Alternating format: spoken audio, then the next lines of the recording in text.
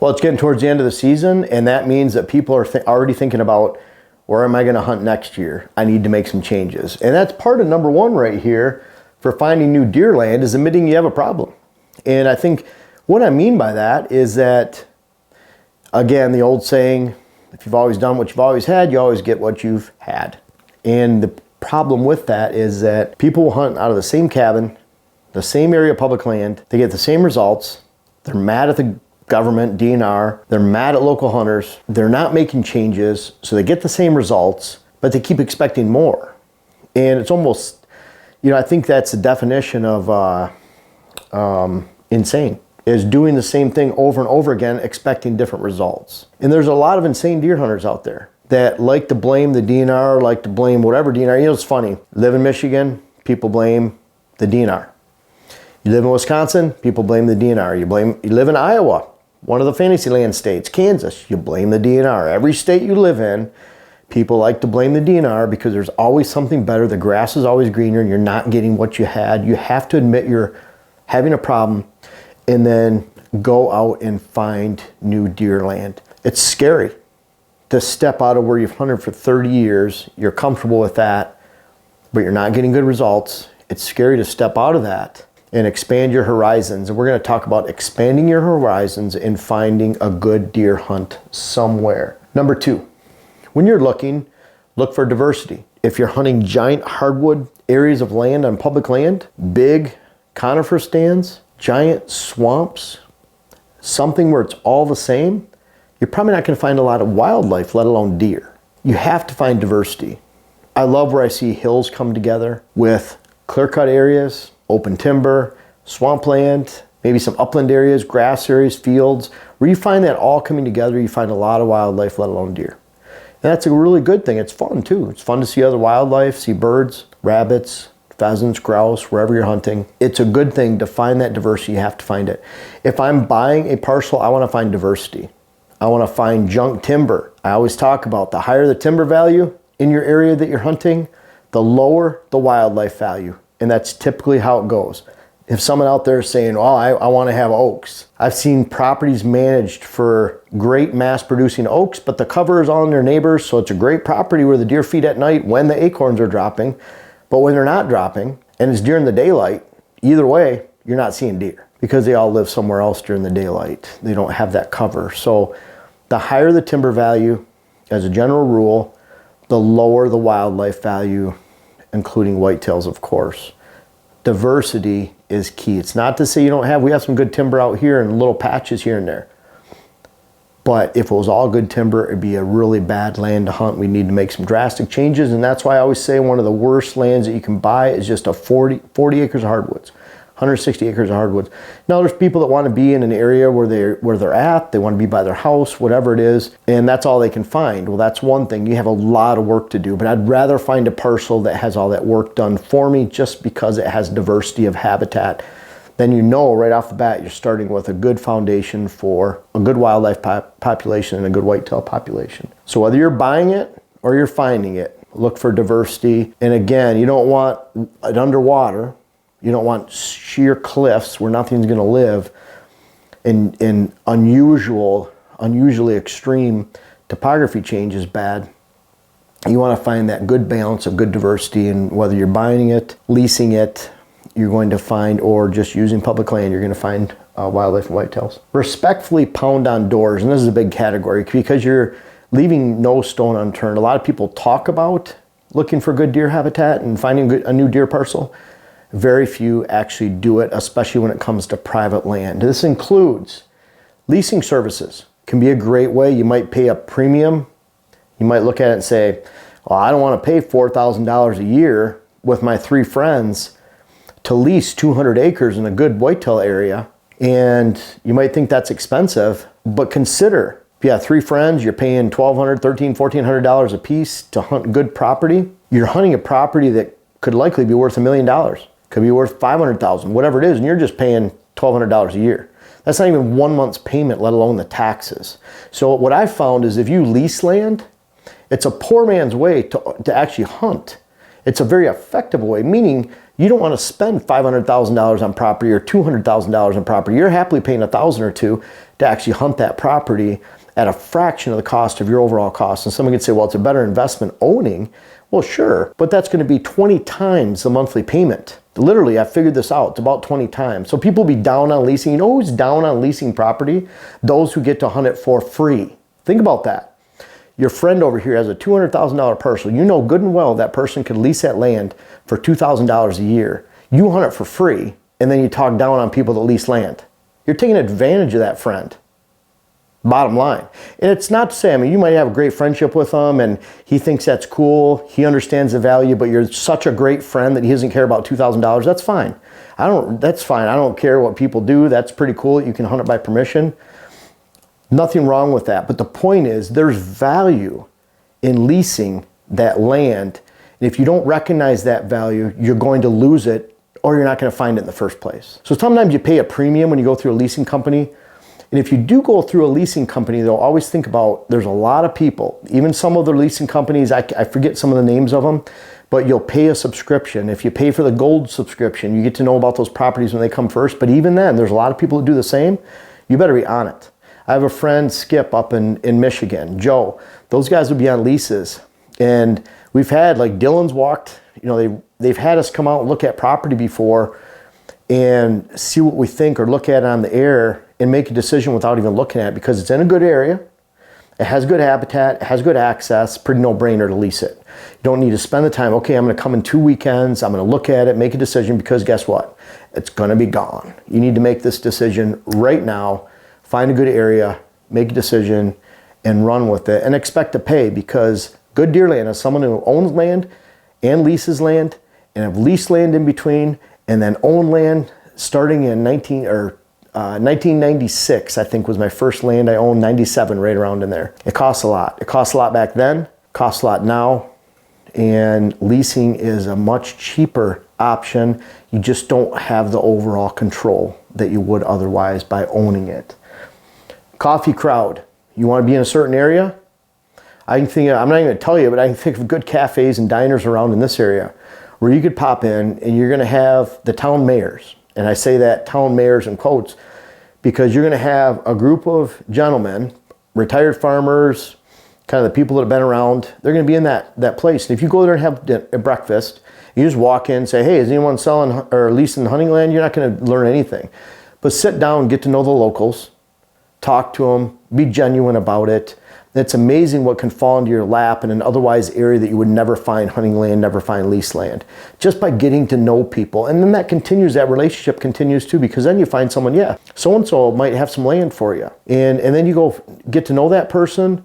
Now you have a friend for life and you get to lease it for years. We got to lease one parcel for 12 years. I've been on another one for 7, 8 years right now. It's an opportunity. Treat it as such, not just a transaction. It's an opportunity to make a friend, build a relationship, and get to know that person. And a lot of times it'll last for years when you do that. But that coffee crowd, getting to know those people, and then it's a little bit different. As long as you're genuine, it's not about what you say or the gift of gab. What it is about is just being genuine and honest, and people will gravitate to that. Of course, you're looking for good areas. I talk about good areas within 2 hours of home. Think about it. A lot of people are saying, well, I got to find an area within 15, 20 minutes of the house. I think that's too close because if you limit yourself to there, you're really hurting your potential. I'd rather see you hunt half as many times, but find a good property within 2 hours of the house. And I found 2 hours isn't bad. You can leave in the morning, still be there on stand and have a good hunt in the morning, take a nap in the afternoon. You can hunt in the evening and still be home. When we were 6, 7 hours away from home, we didn't mind that. We were traveling 6, 7 hours to plant our food plots, to be down there 3 or 4 times throughout the year, to get all our food plots in, to spray, to put stands up, cameras out. It was a lot. And for that, we couldn't hunt as much. That kept us off the property, and we had great results on that land. For about 10 years, from 2002 to 2010, or 2012, I drove that 6.5, 7 hours one way to get to the land that I leased I loved it, and I didn't consider anything closer because I didn't want to be in central Wisconsin or northeast Wisconsin. There's some great properties. I want to be down here by the Mississippi where it's hilly and it's great deer country. I want to be in an area where it's more of a no-brainer of hunting lands. It just boils down to how you hunt, how you manage the land, and generally you're going to have a good hunt. And that was worth more than finding something close to home, because then I could still come down here. I only hunted 2 or 3 days at a time. I hunted by the weather. I managed having my family, my career. And that's why it was so important to hunt the weather, because I didn't have a lot of time to waste. I didn't have time to just come down here for 9 days during the rut hunt, and 6 out of those days I shouldn't be hunting. So it was very important to hunt the weather. But within 2 hours of home is pretty reasonable. Almost every whitetail area in the entire country, if you went within 2 miles of home, you're gonna find some good whitetails to hunt. Now talk about, like, with that in mind, you think about lower Michigan. Everyone talks about Michigan's a bad area to hunt, whatever. I know some great deer hunting properties in Michigan, and I won't even name areas, but areas that wouldn't think. Someone told me they just shot a 139-inch 10-point on public land in a certain area in Michigan, heavily hunted.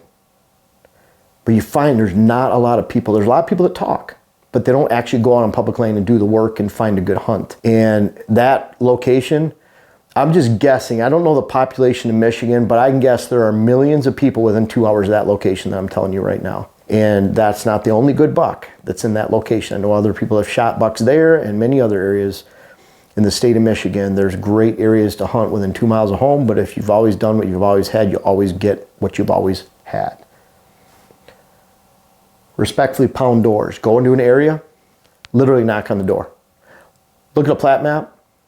HuntWise gives you the names, numbers. You can look at it right there. Knock on the door and ask. Be presentable. Go during the off season. I'm not talking off season meaning September 10th or August 25th. I'm talking about March, April, May, June. Go with your kids. Who's going to be helping you on the land? Your friends. Dress appropriately. Be respectful. Again, it doesn't matter what you say. It's the genuineness and honesty with what you're saying. Start with small game. Oh yeah, that's good. Turkey too.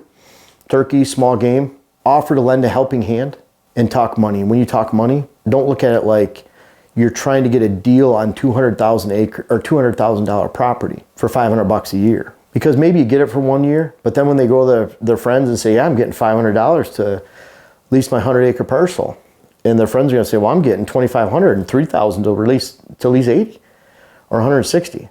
Then what does it make you look like? Because you try to get a deal. Pay what the going rate is for a lease and knocking on doors. If you expect to get to hunt something for free, you're going to be knocking on a lot of doors, and you're probably not going to find a very good property to hunt. And if you say $1,000 a year, $2,000 a year with a buddy is expensive, think about what else you spend. And I'm not saying, I know there's people out there that can't afford that. There's a lot of people that can't afford it, but they have very expensive cars, boats, trucks, homes, bowling leagues, ball leagues, other vacations, whatever they do. It's called priority. If deer hunting is a priority, then finding $1,000 or $2,000 for the majority of people, I'm saying the majority of people, per year to lease something with a couple buddies is well within the budget of the majority of people.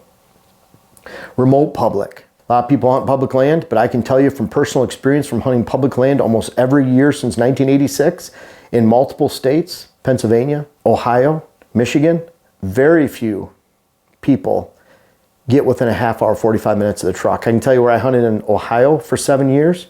I saw a couple people within about 50, 60 sits over 70 years that were outside of an area 5-10 minutes from the car. I saw 2 hunters, young hunters, they were coming back to the car when I was going out in the afternoon, and they were about 10 minutes from the truck. I don't know how far in they were. Those are about some of the only people I've seen, because I would go in about 45 minutes to an hour and 15 minutes to get in. So getting into those remote areas is a great way to separate yourself from the crowd. And when you do find people back there, a lot of times they're serious hunters. They're not looking to steal your stuff, or they'd be a lot closer to the road where it's easy. And you can have some great hunting. Just finding those areas where there's no roads, 3x4 miles, 2x6 miles, 5 miles, whatever it is. And then you get in there and find a spot all to yourself. It's amazing how you can find some great deer herds on public land that are unpressured. And everyone says, oh, public, I can only hunt public. There's a lot of public land that's way better than a lot of the private land parcels we see, because the private land parcels we see have too much spent on habitat and not enough attention paid to how the land is hunted, how it's pressured, and the locational improvements. We see private land all the time. I'd rather hunt public land if that's all I had to hunt, because it's not been managed properly. And you can find that on public land. In fact, some of the best QDM herds are on public land because the does have been thinned down. Mature bucks have a place to go, a reclusive, remote spot where they can call their place home, and they've lived a few years to get to that point. You just have to put in some boot time and go find it. And finally, bug your real estate agent. If you're looking for land, find the best agent in the area. Bug them in a nice way. Remind them, hey, can I take you out to lunch, talk about new properties? What can I do to make sure I'm on that list? When you get a good property, you let me know. The agent in our area here, Chad Garteski, it was Weiss Realty, Gordy Weiss. He passed away last year, unfortunately, but he built a huge real estate agency around here on both sides of the Mississippi, in Wisconsin, Minnesota. Great reputation, hardworking, and they get the most properties. I don't want to go to someone to buy land that doesn't get the most properties. Chad took over that. He's the main broker for Weiss Realty. So I go to Chad. We sold our house through there. We bought our house and land. We bought more land. We bought and sold land in Wisconsin through Chad. The bottom line is Chad is very experienced in the area, and he likely gets the most listings, more than a lot of real estate agents combined. So if you're going to look for land and you're going to find those properties to buy, either go through someone like him, get to know a person like that, treat him respectfully, don't get mad if stuff gets sold out. You really have to act quickly. Make sure you know what you're looking for. I talk to people all the time, and we were looking for 3 years to buy land. I would have bought land 3 years ago because I would have found something that fit the diversity needs, fit the access, and just go with it. You know, it might be smaller than you want or slightly larger, but bottom line is, if you don't like it, sell it or hold on to it, make it better. There's a lot of things you can do. Sometimes people look way too long to find the perfect piece when the near perfect piece has been right under their nose the entire time, or they've passed on several near perfect pieces, or at least adequate pieces that are in a good area where they can improve it and follow the tips we talk about on this channel to make your land better. There's a lot of different ways to find land.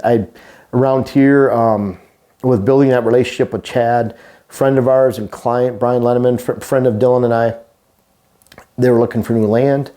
Chad just let me know of a big piece. I sent it off to Brian. Brian acted immediately to come down and look at that piece. Now they have a beautiful parcel they built a cabin on, and it happens like that quick, folks.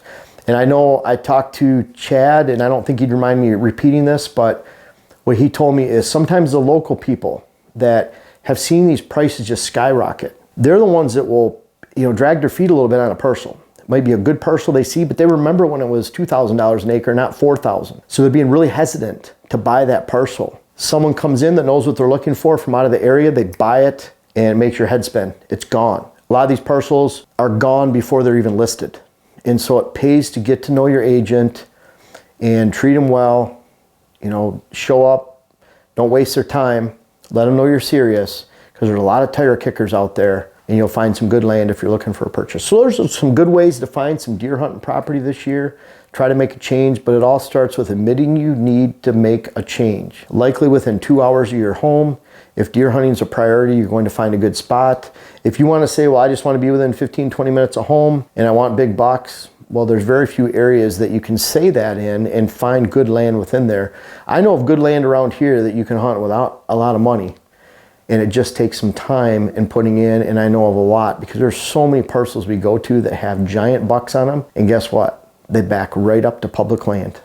Hard to access public land, where someone would have to drive around 5 or 6 miles, it's 2 miles away, they'd have to come in, use chest waders, maybe even a canoe, get into some islands. I see property like that all the time. Even in some of the Fantasyland states, where it's just not a lot of hunters, but someone has 200 acres and there's a public land tract on the north side of it, the west side of it, and just someone has to go there and try it out and scout, but not very many people do. Work hard, keep your options open, know that you're gonna have to drive to find it, be willing to pay a little bit for it, maybe readjust your priorities of life a little bit if you have to, but you can find great deer hunting land for next season, and it begins right now. Folks, I wanna make sure you check out my web class video series, whether it's how to design your food plot program or how to design your property in general. And we have a new one coming out that'll be how to hunt the rut. But these bucks back here are a testament. Some of these bucks go back to 93. They're even in different states. I urge you to check out those web classes that you can help yourself, help your land, help your hunt. The link is in the description. And also for those that have tried them out, I encourage you to offer some feedback in the comments below. Thank you.